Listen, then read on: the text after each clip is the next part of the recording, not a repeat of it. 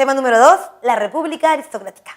Bien, la República Aristocrática es un periodo en donde lo más importante es tener un estatus social elevado, un apellido rimbombante, un apellido que venga del partido civil, que tenga que ver con todo lo que se conoce como el jet set del Perú. Actualmente, por ejemplo, podemos ver todavía la República Aristocrática cuando vemos el jet set limeño, ¿no? El jet set limeño en donde aparecen familias como los Díez Canseco, los Belaunde, los Rizopatrón, los Berkenmeyer, familias que distan mucho de lo que se conoce como las clases medias, de las personas que trabajamos después de haber estudiado en la Universidad de San Marcos o después de haber ingresado a la Universidad Nacional de Ingeniería, ¿no? Son clases en donde el apellido no viene con una herencia previa, sino que más bien estamos frente a personas que están forjando su propio futuro. En el caso de la República Aristocrática, lo que vamos a encontrar son herederos de un apellido importante.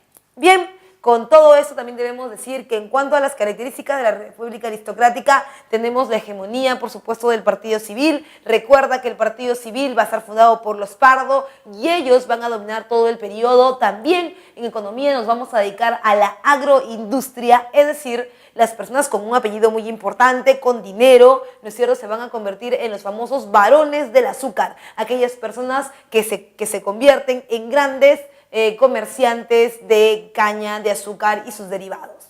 Por otro lado también, en economía está el predominio de la oligarquía y el gamonalismo. Profesora, ¿qué es la oligarquía? ¿Qué es el gamonalismo? Mira, la oligarquía es este grupo de pocas familias que van a gobernar el Perú, que luego hasta en el gobierno de Alan García van a aparecer como los 12 apóstoles, ¿no es cierto? Familias que dominan el Perú, los Romero, los Brescia, en el caso nuestro, y en la República Aristocrática, los Pardo, los Prado, los Belencourt, entre otros. Por otro lado también, recuerda que ellos forman parte de este grupo pequeño llamado oligarquía, pero también están los gamonales. ¿Quiénes son los gamonales? Aquellas personas que tienen tierras y que viven de la agroindustria.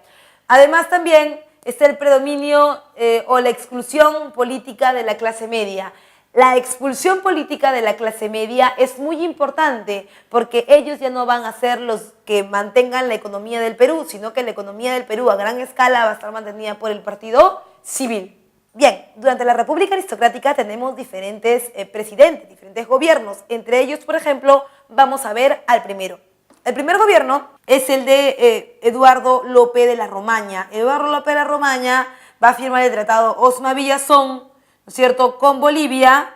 Este tratado nos va a permitir la libre navegación por el Amazonas y también se impulsa la libra peruana de oro. Recuerda que la libra peruana de oro va a ser el nuevo patrón monetario que va a reafirmar la economía en el Perú. Además también tienes la exploración amazónica, muy importante la exploración amazónica porque a través de ella se va a poder explotar de mejor manera el caucho y otros elementos o otros recursos naturales que encontremos en esa zona. Por otro lado, también está Manuel Candamo. Recuerda que en su gobierno aparece el tranvía Lima-Chorrillos. El tranvía Lima-Chorrillos es uno de los principales y además de los primeros medios de transporte público que van a haber en Lima, que en realidad no van a todas partes. Hay tranvía en Chorrillos, hay tranvía en Barranco, pero va a mejorar el sistema de transporte en Lima. Por otro lado, también se va a dar la ley de ferrocarriles, muy importante porque los ferrocarriles van a empezar a ser famosos desde el gobierno de Balta hasta el gobierno de Manuel Candamo. Por otro lado, está el primer gobierno de José Pardo Ibarreda. Tú debes recordar, por favor, cada vez que escuches ese apellido, Pardo. Los Pardo son los primeros impulsores de la educación. Para ellos, la modernidad de la educación. Así que, en este caso, los Pardo van a impulsar la primaria gratuita, pero solamente para varones. Bien, también van a impulsar el acceso de las mujeres a la universidad, siendo Ela Dumber Temple la primera mujer matriculada en la Universidad de San Marcos. Por otro lado, también aparece un gremio de obreros, este es el famoso gremio Estrella Panaderos del Perú, que van a ser el principal órgano de discusión durante el problema de las 8 horas de trabajo y las condiciones de trabajo desde el gobierno de Pardo hasta el gobierno de Benavides. Y por otro lado también aparecen los famosos obreros textiles de Vitarte, que van a tener un órgano de difusión de sus ideas, que es el famoso diario La Protesta. También tenemos el primer gobierno de Augusto Bernardino Leguía. En este primer gobierno se va a dar el paro general, ¿no es cierto?, y la aparición de la Ley de Accidentes de Trabajo. La Ley de Accidentes de Trabajo es la que propone que si un trabajador ha sufrido alguna lesión y o accidente en el lugar de trabajo y realizando su trabajo, es el Estado y el empleador en otros casos el que debe cubrir todos los gastos que genere esta lesión. Bien, por otro lado también se firma el Tratado Velar de Río Branco y el Tratado Polo Sánchez Bustamante. Tú debes recordar que durante el gobierno de Leguía, en su primer y segundo gobierno, estos van a estar imbuidos de esta forma en donde los territorios peruanos se regalan en cualquier parte de las fronteras para evitar las guerras. Por un lado, por ejemplo, tienes el Tratado Polo Sánchez Bustamante con Bolivia para la completa libre navegación por el Amazonas, y también tienes el Tratado Velar de Río Branco, que es para la libre navegación por el Amazonas con el Brasil, ¿no?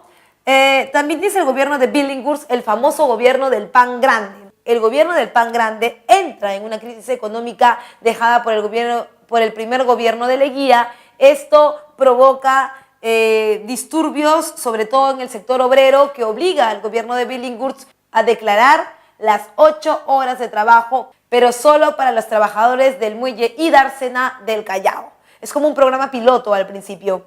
Luego, la creación, por supuesto, del Departamento de Madre de Dios para la correcta explotación de los recursos, como el caucho, por ejemplo, que van a dar grandes réditos al gobierno peruano. Y finalmente, el primer gobierno de Óscar Raimundo Benavides, que tiene un elemento muy importante durante su ejecución, que es el estallido de la Primera Guerra Mundial. Y aunque tú no lo creas, el Perú presente en la Primera Guerra Mundial. Sí, recuerda, el Perú va a estar a favor de los Estados Unidos y le va a declarar directamente la guerra a Alemania por el hundimiento de la nave Lorton durante el desarrollo de la Gran Guerra.